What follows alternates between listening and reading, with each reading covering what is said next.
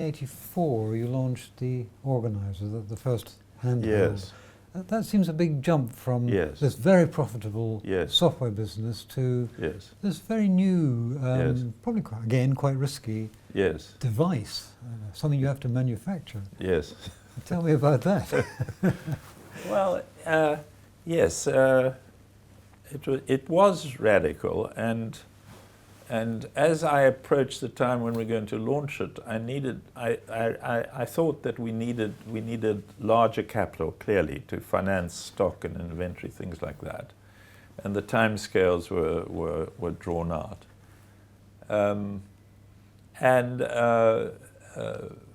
so I thought of raising money, and I was being approached quite frequently by venture capital type companies. And they were very interested in Sinclair's new product, the QL, and others, and ICL was engaged in that as well. But at the end of these meetings, I would fish out an early prototype model of the Organiser, and they'd look at me with some horror. They'd put it away, please. We only want the software. That's what they could see. It was quite interesting. So your comments are entirely correct. It was higher risk. On the other hand, why did we do it? Well, the core reason we did it was this, is that by this stage in early 83, end of 82, we'd really built up quite a team, and they were very academic and intellectually powerful. We had a very strong team. Quite a lot had been drawn from the universities, from Imperial College and elsewhere, and joined us. And they didn't quite fit with a company going on to be a major player in computer games. So that was one issue. The second and perhaps core issue was this. So you mean they were a bit high-powered for that? No, it's not that. I don't want to say that people writing computer games are not high-powered. Of course they are.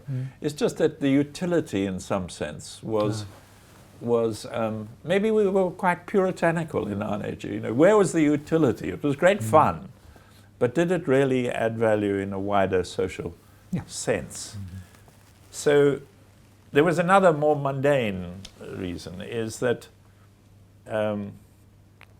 the companies from Cambridge, which we were particularly associated with, Sinclair and Acorn, were companies which didn't have a strong financial base. And some of their methods of operations, if there was a downturn, might be pressured.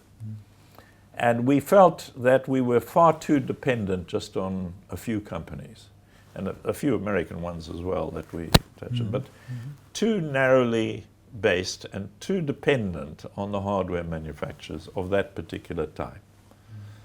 And so we thought that we should diversify in some way.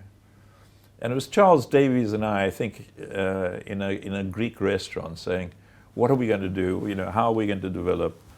And why don't we, the PC at this stage was beginning to come out substantially, widely. Yes.